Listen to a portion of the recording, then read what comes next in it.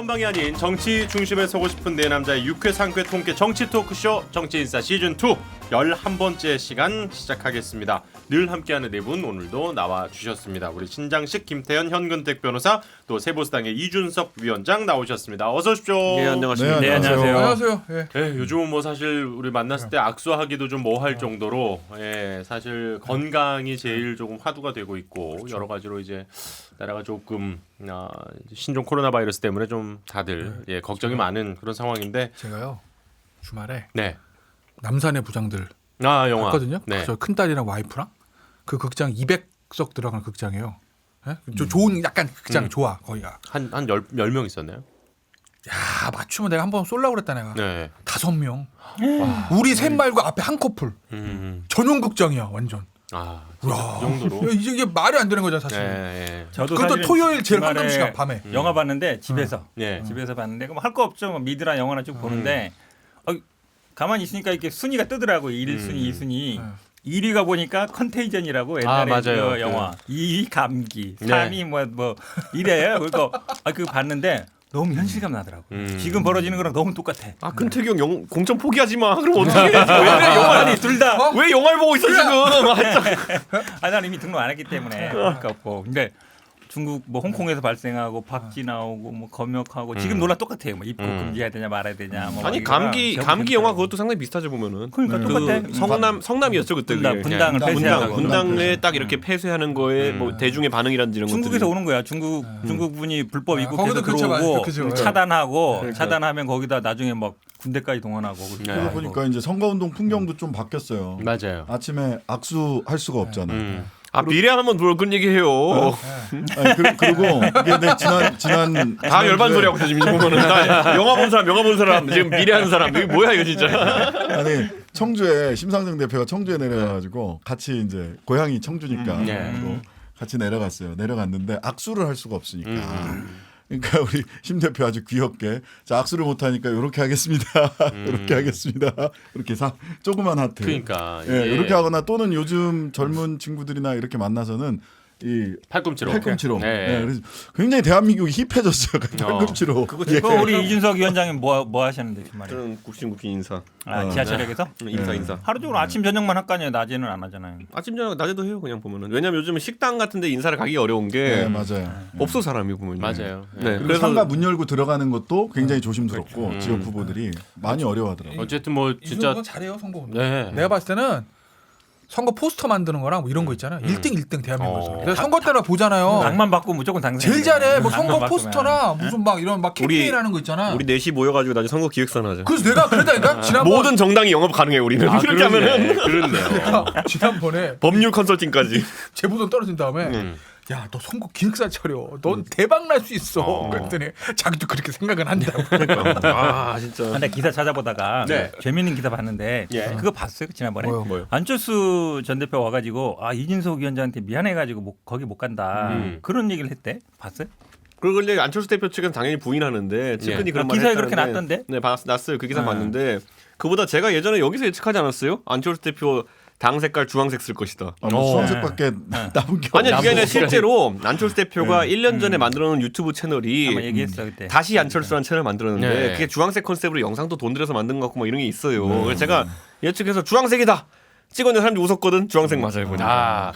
아니 오늘도 여기, 되게 자연스럽게 여기 오프닝 아니라 토크가 내가 보기엔 또 S본부에 내가 이게 뭐냐? 내가 문재인 정부 하는 일을 잘 못 맞춰도 안철수 대표 하는 거 맞출 수 있어. 저는 하나 결심한 게 있는데 난 살 때까지 이준석이랑 척지고 안 살 거예요. 나는 이준석이랑 척지고 안 살 거야. 힘들어질 것 같아. 사실 오늘 본 주제에 앞서서 그러면 또 짤막하게 네. 안철수 대표 이야기로 오프닝 토크를 좀 하죠. 사실 그 세 가지 길 저희가 뭐 여러 차례 말씀을 드렸습니다. 뭐 신당 창당, 그다음에 보수 텐트 안에 들어가는 것. 그리고 이제 바른미래당. 이제 바른미래당은 이미 지난주에 끝난 얘기가 됐고 결국 이제 신당 창당으로 가닥을 잡았는데 이게 이제 그 이름이 결국 어쨌든 안철수 신당으로 지금 일단 가닥을 잡았어요. 그거 외엔 방법이 없는 게 제가 이거는 안철수 대표 측근들 하고 많이 친하니까 그냥 분위기를 느껴보자면 뭐 개개인들의 발언도 있었고 지난번에 안철수 대표가 인기 참 좋았을 때 3번 나가가지고 아주 이제 국회의원 나가가지고 한 25% 이렇게 되신 분들이 있어요. 득표율이. 그분들 그때 굉장히 좋은 득표를 받았죠. 그렇죠. 하지만 당선에 대한 임계치까지 가려면 그 당시 3파전이었으니까 35를 넘겼어야 되는 거였거든요. 그렇죠. 당선이 최소한. 되려면. 근데 거기에는 좀 부족했었는데 지금은 그때보다 세가 약하다고 생각하는 거예요. 그렇기 때문에 안 대표 마음속으로 내심 비례 전문 정당 같은 걸 차리면은 비례 의석 많이 얻겠다는 생각했지만은 그걸 위해서 지난번에도 나를 위해 띄워줬던 사람들을 지역구에서 총알바지로 띄워라. 까지 했을 때는 쉽지 않죠. 동의를 다 해주기 쉽지 않다. 그러니까 저는 봤을 때 이제 안철수 대표가 안철수 신당이라는 이름을 가칭을 쓸 수밖에 없는 이유가 곧 죽어도 첫 번째 여론조사에서 10% 찍어야 됩니다. 못 찍으면은 예를 들어 한 8 요 정도까지 찍지 못하면은 아무도 그를 위해 지역구 출마해줄 사람이 없을 것이다. 1. 두 번째는 그렇게 했을 때 그러면 그 지역구 출마해주는 사람들 없이 비례 전문 정당 만들었을 때 가능성이 있느냐? 없죠. 없다. 네. 그래서 그 현실적인 선 때문에 어쨌든 처음에 이제 극약 처방으로 안철수 신당 간 겁니다. 아니 생각해 보세요. 시간이 없고 2008년도에 서청원의 고민. 친박 연대란 이름 아니고는 답이 없다. 그런 똑같은 거잖아요 지금. 네, 안철수 대표 안철수 신당 말고는 답이 없다. 그러니까 그 정도의 네임밸류를 더 갖기가 어려우니까. 안 대표 이러면 엄청난 브랜드죠. 그 어떤 뭐 정당 이름을 갖고 오더라도. 근데 상당히 좀 많이 그 멘트라든지 이런 것들이 이제 사실 대선 후보로 나가시면서 많이 이제 좀 많이 바뀌었다 뭐 이런 얘기들이 있었는데 이번에는 돌아오셔가지고 상당히 좀 공격적인 그러니까 아예 진영 논리에서 벗어나겠다 뭐 지금 이런 얘기를 지금 많이 하고 계시더라고요. 김태현 변호사님은 어떻게 보셨어요? 나는 좀 항상 보면 이 사람은 이게 좀 아직도 구름 위에 사는 것 같아가지고 나는 해석이 안 돼. 약간 도인 같은 느낌. 그러니까 안철수 신당 한다고 뭐 근데 이게 브랜드라는 게 보면은 예. 미래 가치잖아요. 그렇죠. 사실은. 근데 안철수 전 대표에 대한 평가는 어느 정도 끝났고. 예. 사실 큰 선거 너무 많이 실패를 하면서 예전에 처음 2012년도에 처음 나왔을 때 같은 그런 약간 참신함이라든지 기대감은 없는 거 아니겠어요? 그러니까 이런 거죠. 그때는 안철수 잘 몰라. 그렇죠. 우리나라 국민들 새로운 상품 좋아하니까 뭔가 가지고 싶어. 음식이라 치면 저 되게 맛있을 것 같아. 뭔가 땡겨. 처음 먹어본 건데 먹어보고 싶은데 사고 싶은데 이런 느낌이잖아요. 근데 지금 이미 다 대부분 맛을 봤어요. 단짠인지 뭐 매운 거 다 알아요. 그렇기 때문에 이제 한꺼풀 다 벗겨져서 현실로 돌아온 이 상황에서 안철수라는 이름의 브랜드가 얼마나 큰 가치가 있을까? 그거는 지금 모르겠다. 이준석 위원장이 얘기해 준 대로 어쨌든 첫 여론조사 결과를 좀 우리가 가지고 관심 있게 좀 볼 필요가 있겠네요. 이게 좀 특이한 게 뭐냐면 어디서 표가 나오겠냐? 난 그게 궁금한 거예요. 저희 새로운 보수당은 당 차리면서 창당 준비위원회 시절이나 이럴 때는 여론조사를 최대한 자제시켰어요. 예. 왜냐하면 준비가 돼서 딱 포장지 벗겼을 때 많이 나오길 바랬는데 이분들은 바로 지금부터 여론조사 기관에 넣어달라고 주장하고 있는 걸로 알고 있어요. 그 말은 뭐냐면 그만큼 일정이 촉박한 상황에서 그렇죠. 창당 일정을 진행해야 되고 새로운 보수당은 창당까지 갈 거는 명확했어요. 그런데 그렇죠. 그 뒤에 정계 개편을 어떻게 참여하느냐 관심사였는데 안 대표 입장에서는 지금 일정으로는요. 창당에 실패하는 상황이 생길 수도 있어요. 그럴 수 있어요. 그러니까 제가 아까 서청원 대표 이야기를 잠깐 했는데 네. 친박연대라는 정당이 어떻게 생긴 거냐면은 공천 심사위에 잘리고 나가지고 생긴 거예요. 그러니까 그때는 20일 정도밖에 시간이 없기 때문에 못한다. 그러니까 정치적으로 판단이 빠른 서 대표는 여기서 당 먹자 이랬던 거거든요. 질문 하나만 먼저. 그 창준이 단계에서도 선거에 정당으로 등록을 할 수 있나요? 아니요, 안 돼요. 선거 출마 못 하고요. 창준이로는 출마 못 하고 정식 창당을 해야 선거에 기호를 받을 수가 있어요. 자, 그럼 일단은 창당에 가지 못하게 맞게 되는 상황이 된다면은 후보자를 낼 수 없는 상황이 되는 거네요. 무소속으로 나가는 거죠. 그리고 안철수 연대 뭐 이런 무소속으로 나갈 수 있다. 저는 그거는 한 가지 변수가 더 있다고 봐요. 거예요. 왜냐하면 이게 사실은 이제 예전에 친박연대 때도 약간 문제가 됐었어요. 친박이라는 게 과연 뭐 정당 이름으로 맞냐. 예. 근데 안철수 신당도 그 논란이 생길 수 있어요.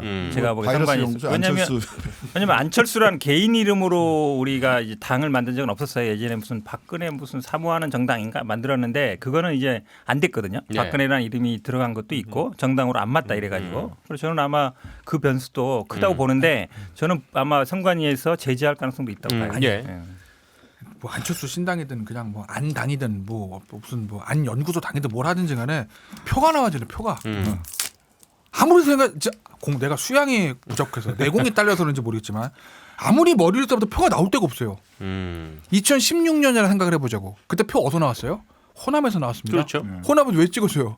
당시에 문재인 대표가 싫었거든. 당시에 호남은 그렇죠. 반문 정서가 반문 있었죠. 정서가 예. 엄청 났잖아요. 싫었거든. 일단은 그 호남 홀대론이 아주 네. 강했던 시기였죠. 나는 그때 당시에. 친노 친문 싫은데 당시만 해도 그 표가 왕창 가져간 겁니다. 예, 지금 예. 그 표 안 나올 거예요. 그죠? 절대. 그리고 또 절대 안 나오죠. 그리고 또 당시에는 자유한국당 공천 개 막장 치면서 거기서 보수표 이탈한 게 또 갔어요. 아유 모르겠다. 그냥 안철수 너나 먹어라. 이거 있었어 사실은. 그냥 우리 아버지. 어. 저 얘기했었잖아요. 우리 아버지. 예. 우리 아들을 공천에서 탈락시켜 안 찍어. 그리고 이제 어쨌든 사과를 예, 가지고 예. 국민의당 비리 이런 게 있었는데 지금은 양쪽에 그럴 아주 상황이 강하게 아니- 뭉쳐 있죠. 양쪽에 강하게 뭉쳐 있어요. 그럼 지금 이제 그 사생 결단의 아마게돈 그렇죠. 전쟁이거든요. 근데 지금 그 중도를 노리겠다는 게 이제 목표인데 중도로 갈 거가 적을 거고 또 하나는 당신은요 박지원 의원을 비롯한 호남의 장수들이 있었어요. 선수들이 있었죠. 그렇죠. 선수들. 그 선수들과 안철수 때문에 서로를 이용한 겁니다. 아 역전의 형사죠. 기방길. 그렇죠. 네. 서로를 이용한 거예요. 그 호남 중진들은 안철수란 브랜드가 필요했고 안철수란 사람은 그 장군들이 필요했던 거예요. 조직이 필요했죠. 조직이 지금 있습니까? 없어요. 그 비례 그 열명들이 안철수 쪽에 있는 사람들은요 무당층을 자기 표라고 생각해요. 항상. 절대 아. 네버. 네, 네버. 왜냐하면 사실은 그거를 그 전에는 좀 빗잡을 수 있었던 게 꼭 호남이 아니어도 무당층에 있는 사람들을 지금 이제 무당층이 약간 늘어난다는 추세니까 아마 제가 보기에 창당 작업을 더 빨리 할 것 같은데, 그러니까 그 무당층을 잡으려면 결국 신선함이 있어야 되거든요. 그렇죠. 신선함, 새로움이 있어야 네. 되는데 이미 이제 안철수 대표는 그게 없잖아요. 그러면 제가 보기에 그러니까 민주당을 지지하지 않고 한국당도 지지 안 하는 무당층이 늘어난다 해도 저는 그게 아마 안철수 대표한테 갈 일은 없는 것 같아요. 저는 그리고 이번에 안철수 대표가 본인이 불출마 선언하면서 모양새가 약간 이상해진 것이 본인이 지역구 출마를 안 한다는 것은 솔직히 낙선에 대한 두려움이 가장 크게 작용하는 거거든요. 예. 사실 안 대표가 대선 주자급이고 인지도 높기 때문에 그렇죠. 지역구 잘 고르면 가면 될 수 있어요. 그런데 그런 것을 포기하고 나는 출마하지 않겠다. 당신들이 나를 위해서 지역구에 출마해서 분위기 띄워라. 나는 그러면은 비례 공천해가지고 알을 따먹겠다. 이런 거는 사실 진짜 안철수 대표가 그런 생각하는지 모르겠지만은 제가 말한 시나리오대로라면 아무도 그를 위해 출마 안 해줍니다. 아니 저는 그 우리나라의 한 13% 15% 정도 제3세력을 선택하는 이 소위 중도층 내지는 예. 뭐 이 당 저 당 다 싫어해가지고 그렇죠, 찍는 그렇죠. 사람들이 있었어요. 예. 그런 분들이 이제 역할을 한 적도 있었고 뭐 이인재 그 전에 대선 후보라든지 뭐 이런 분들 있었어요 분명히. 근데 문제는 안철수 그 지금 뭐라 그래야 돼요? 창준위원장이 뭐예요? 전 대표가 전 대표로 하시죠. 예, 예. 안철수 전 대표가 와서 한 이야기가 도대체 난 뭔 소리인지 알 수가 없어요 진짜. 이건 김태현 변호사님 말이랑 똑같은데 최근에 뭐 형이랑 나랑 공부가 부족하다니까. 이것을 뭐 하다가 주장하는 것이야말로 무식하거나 기득권 정치를 보호하려는 그러니까. 궤변에 불과하다. 예. 아니 단맛인지 짠맛인지 야 이게 너 도대체 너의 정치는 무슨 맛이야? 그러니까 무색무취하는 것이 나의 맛이야. 그러니까 이렇게 얘기하는 거 무색무취한 게 아니 그러니까 그 맛이 뭐냐고. 무색무취한 맛을 모르다고 하는 것은 무식한 일이야. 왜 그런 무식한 질문을 하니? 국민들하고 싸우자는 것도 아니고 나 이 양반들이 무슨 소리 하는지를 모르겠고 그다음에 작은 정당, 공유 정당, 혁신 정당 그다음에 회계 보고는 블록체인 방식으로 하겠다. 왜 정당 회계 보고를 블록체인 방식으로 합니까? 그냥 있는 대로 회계 기준에 맞춰서 그냥 공개하면 돼요. 그냥 듣기 좋은 소리만 막 하는 거야. 공유 경제, 공유 정당 도대체 정당이 공유 정당이라는 걸 도대체 어떻게 하면 공유 정당이 제가 되는 거예요? 바른미래당을 합당하고 나서 가장 놀랐던 게 보니까요. 네. 그 국민의당 시절에 여러 가지 희한한 IT 프로젝트들이 그 막 몇 억짜리 프로젝트로 막 돌아가고 있더라고요. 뭐 그게 뭐 블록체인 소통 체계 이런 거 하는데 제가 컴퓨터 전공자잖아요. 블록체인 네가 여기서 왜 나와? 뭐 이런 느낌의 것들이 약간 있었던 게 있는데 뭐 정당 회계 보고를 왜 블록체인으로 하는데? 안 대표가 약간 좀 그런 버즈워드에 반응하는 게 있는 게 본인이 IT 전문가로서의 어떤 그런 느낌이 있는 것 때문에 그 뭐 그렇기도 미세먼지라든지 그 몇몇 단어들이 있잖아요. 저는 그래서 안 대표가 그러니까 저는 이번에 안 대표가 와서 하는 행보들이 굉장히 정치적이에요. 그래서 저는 이 효과를 극대화하기 위해서는 저는 왜 독일이랑 미국으로 유학을 갔지 이런 생각하는 거예요. 그러니까 오히려 유학을 프랑스로 갔어야지. 마크롱이 되고 싶다 이랬으면은. 만났어요 이번에 프랑스 대사. 그러니까 그런데 대사를 만나면 뭐 그러니까 하나? 1년 반 동안 다른 거 한 다음에 갑자기 프랑스 대사관 가가지고 마크롱을 뭐 이렇게 연상시키게 하려고 하니까 저는 안 대표가 본인이 중량감 있는 정치인이니까 예를 들어 유럽의 정치 지도자들과 교류하면서 마크롱은 아니더라도 그 당을 했던 사람들 이런 사람 교류하면서 그걸 배워왔다 이랬으면은 오 새롭다. 예. 와가지고 4차 산업혁명이라는 거 얘기하지 않고 그런 얘기를 하네. 정치적으로 안철수 대표가 공부를 많이 해왔고 고민을 많이 해서 왔구나 했으면은 지금 메시지들이 좀 권위가 설 것 같아요. 니들이 모르는 거야, 임마 이런 게. 예. 자꾸 이제 미리 좀 얘기해 주지 마크롱 그랬어요. 얘기하는데 미리. 안철수 아니 근데 바른미래당 있었으니까 나 오늘 바른미래당 그 정관을 찾아봤다니까요. 단기로. 예. 아니 왜냐하면 제명? 쟁점이 그러니까 윤리위 거치고 그다음에 플러스 3분의 2 당원 의원총회 제명인데 그쪽에 지금 있는 분들은 일단 지역구는 다 나간 다음에 네. 비례대표 남은 사람들끼리 자기들끼리 셀프 제명하겠다는 건데 윤리 제명을 안 거쳐도 돼요? 그게 제가 그래서 말씀드린 게 뭐냐면은 그 조항을 저희가 찾아 먹으려고 바른정당계가 먼저 안철수계 그 제안을 해가지고 그 비례대표 제명해서 나가서 창당하자 그랬어요. 근데 그 당시에는 안철수계가 미온적이었던 거지. 그게. 그러니까 무슨 말이냐면은 이렇게 굳이 표현하자면은 자기들은 바른정당계가 나가면 접수할 수 있다고 생각했던 거예요. 아하. 그렇기 때문에 그 당시에는 그 조항이 안 된다고 판단한 거예요. 그러니까 윤리를 거쳐야 된다. 그러니까 아니, 어떻게 돼 있냐면 이렇게 돼 있어요. 윤리 절차 이외에 의원총회에서 3분의 2 이상의 찬성을 있어야 된다 이렇게 돼 있거든요. 예, 예. 이외에 그러니까 그럼 이런 당연히 이렇게 보면 되는 게 옛날에 통진당 사태 때도 보면요. 그때 통진당에서 당기위원회에 올려가지고 거기서 제명을 해야 되는 거였는데 그때도 결정적으로 작용한 게 뭐냐면은 국회 사무총장이 어떻게 받아들이냐예요. 당적 변경을 국회 사무총장이 승인해 주느냐 마냐거든요. 오케이. 신청서를 넣었을 때. 근데 그 당시에 우리가 그 변혁이라고 하는 그 팀에서 안철수계를 꼬드겨 가지고 이제 저희가 그 절차를 똑같은 조항으로 하려고 했을 때 그때 우리가 판단했던 건 뭐냐면은 민주당이 그걸 좋아할 리가 없다. 그렇기 때문에 국회 사무총장이 어쨌든 안 민주당 해줄 것이다. 출신이니까 허가해 줄 리가 없다. 이렇게 판단하고 있는 건 지금도 마찬가지인 게 뭐냐면은 뽀프로서님 원이고 뭐저고 해가지고 손학규 대표가 외로워지는 상황 속에서 민주당에서 사무총장이 허가해 줄 리가 없다. 그게 저희 판단입니다.